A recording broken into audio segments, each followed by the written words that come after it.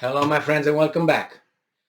As you probably already know, uh, the Western economies are not doing very good now.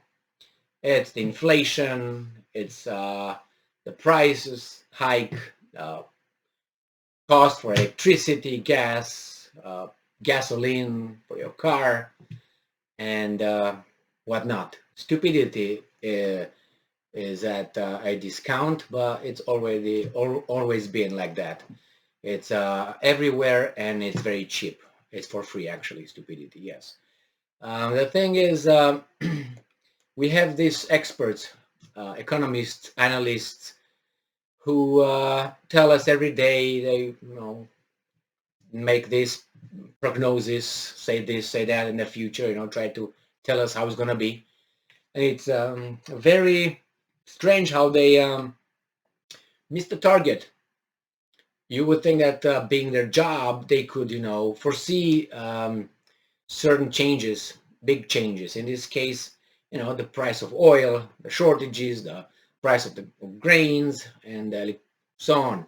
In this case, our fantastic experts tell us about the economy, how it's going to expand, how it's going to shrink, how the ruble is doing great, how the dollar is not doing that great, how the euro is not doing that great.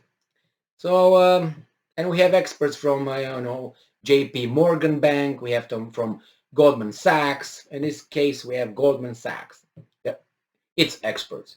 So this article comes from Business Insider by Zara Taib, May 16th, 2022.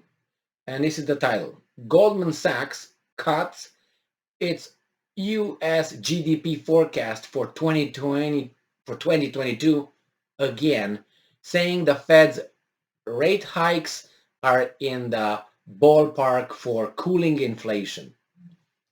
So get ready. It's going to get worse.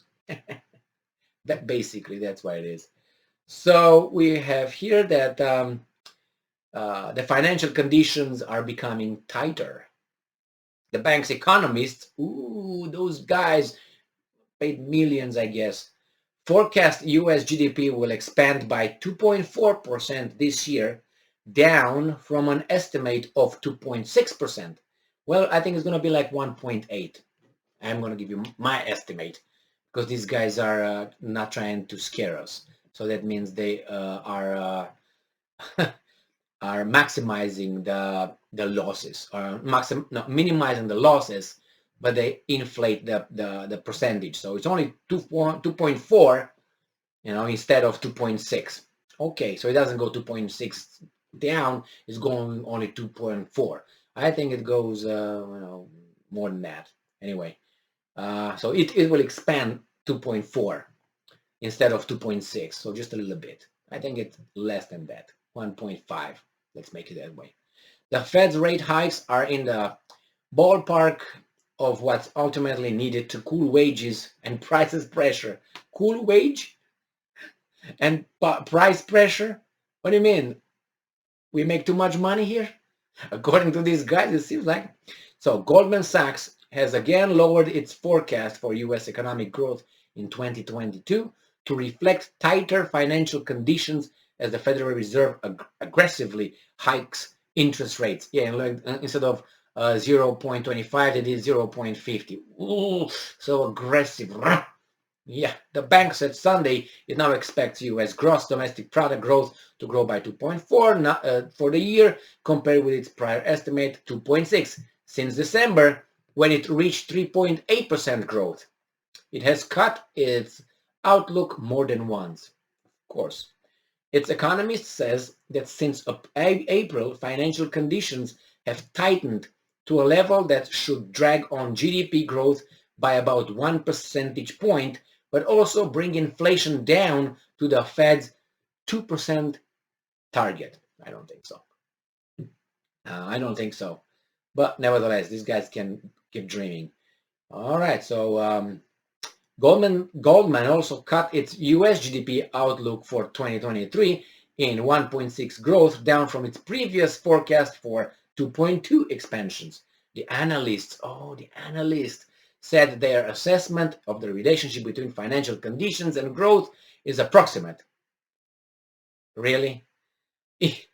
Given the uncertainties in the post-pandemic economy, it's always approximate because you can't know the exact figure. Geniuses. The Fed has the tricky task. Tricky. Tricky. This article is really funny. The words it's used. A tricky task of trying to cool red-hot inflation, red-hot chili peppers, yes, without sending the U.S. economy into a slowdown. It raised its benchmark rate by 0.5% in May for the first time in 22 years. Oh my God, bring the champagne to celebrate, right? Or maybe not. Bringing it to a range of 0.75% to 1%. Wow, good. The central bank, there's a Federal Reserve is a central bank, huh? Yeah, okay, private bank. Thank you very much. The note written by Joseph Briggs predicted unemployment will rise to 3.5% at the end of 2022 and climb further to 3.7 at the end of 2023. I think it's more than that, just so you know. Things are not going well here, but nevertheless, after people stop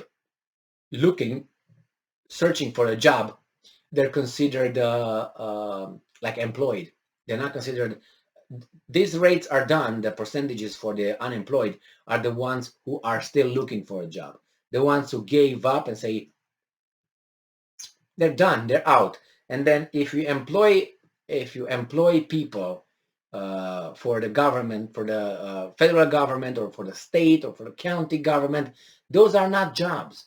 You can say, yeah, it's a growth, but those are not jobs that will bring taxes to an economy. They're not. It's only the private sector that creates real jobs, real production, real taxes. If you work for a company where it's a state-owned, and you're paid from everybody else's taxes, and when you pay your taxes at the end of the year, you pay taxes of the taxes that you're given, that were taken from the private sector. But nevertheless, that's the way it is. So the prognosis is not very beautiful for us, even though they try to make it, I think, nicer than it actually is. And how do I know that? The gas price. The gas price, the price for a gallon of milk, for bread, for things that I buy every day, for electricity, for gas that I use, and so on. Those are the things that I really use.